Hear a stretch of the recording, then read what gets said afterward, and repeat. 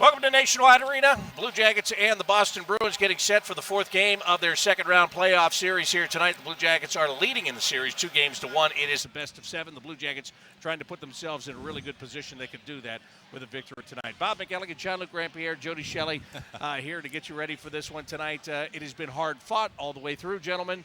I don't think anything is going to change tonight, except for the fact that, Jody, I think the Boston Bruins will give the best that they have in this game tonight, in the first period especially. Well, you know, we said that a lot in the Tampa series too, Bob. Almost every single game, and it didn't come, but I think this is real. I think the Boston Bruins are going to make adjustments. We heard them talk about getting in front of Sergei Bobrovsky. They want to get in front of him, take away his eyes, and try to get that greasy goal. These have been 3 games that could go either way. I love the way the Blue Jackets had the confidence to win that 2-1 game at home last game, even through the surges of the Boston Bruins. But tonight, you're right. The Blue Jackets and Bobrovsky need to be at their best.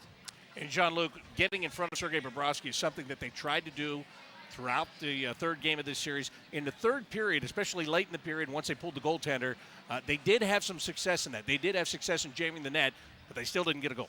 Yes, they did, and you could see a big difference in Game 3. They start shooting a lot of pucks and throwing everything at the net. And as far as the defensemen, it's all about boxing out those offensive players, which they did a good job. But obviously, when there are 6 of them, it's a little harder. But you can see they try to keep everything to the outside as far as the defensive side for the Blue Jackets. And again, they did a great job at just containing that surge toward the end of the game.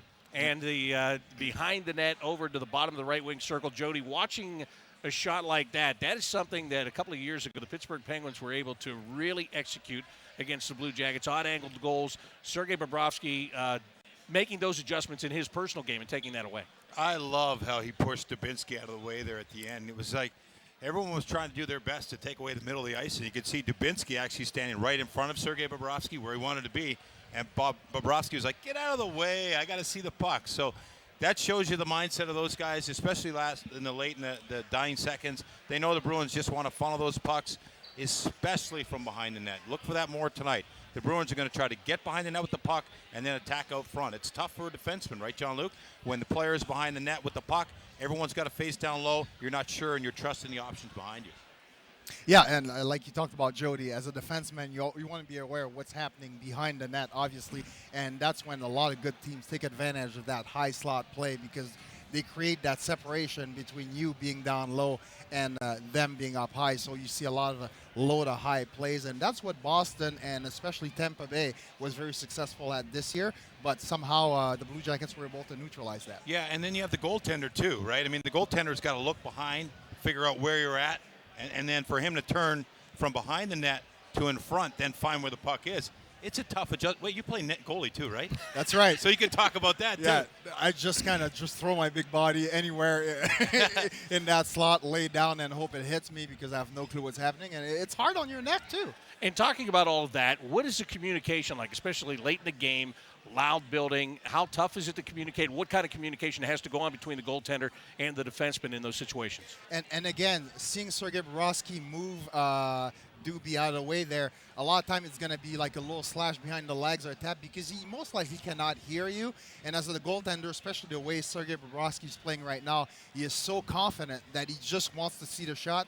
And if he's not screened, especially by his own player, he can control the rebound. I don't think there's any way he was going to hear it. And I think the referees had a tough time communicating too. At ice level, I was watching those guys. There was no communication. Those guys are trying to make eye contact with each other. They're trying to do hand gestures, much like the players. So the atmosphere, too, think about that. The crowd is going crazy. Bobrovsky's trying to get a player out of the way. There's no talking. It's just more or less reacting. Right, and it comes back to communication. You get comfortable with your players, little stick gesture, eye contact. That's really all it is. But the crowd being loud is a huge advantage because you have to remember the offensive guys cannot hear stick taps or guys calling for the puck as well. So keep it loud nationwide. It's awesome. All right. It is. Now, the Blue Jackets have gone through this very loud games for 3 playoff games. The Boston Bruins have dealt with it one time. How long does it take to adjust? How do you adjust as a player? You just got to do it. You just go with it. You embrace the energy. I think for a team that's losing or chasing the game, it adds to the frustration. So if you're a team like Boston, if you're a superstar, like we saw in the first round, everything you do, every pass you miss, every shot that gets saved, you feel bad about it, but it's enhanced because the magnitude of the crowd just magnifying it, and you already feel like, oh, I missed the shot, but then you're like, whoa, everyone's cheering. It just kind of piles on, so it adds to the frustration. I love the crowd here. They're really doing a good job of making it a hostile environment. Yeah, so more eye contact, obviously, if you can get it. More cowbell. Yeah, more eye contact, and again, it's as you look at Seth Jones and Zach Werenski, they've been playing most of the season together. Yep. They don't really need to talk to each other unless it's really obvious. They have, it's almost like they're twins, and they kind of know what each other's going to do, what job. They'll, on the reverse, they'll read the body language, know what's coming, and I'm sure they have some secret signals behind them, almost like a catcher in baseball, where they really know what's going to happen before anyone else can see it. So they need somebody on the bench to start reading the signs, like those guys in baseball. They're always trying to figure out, what is he? I think That's he's the gonna be coach. going from there. But I think that it's interesting because I just thought of this. We see Bobrovsky talking to his defenseman a lot after a whistle.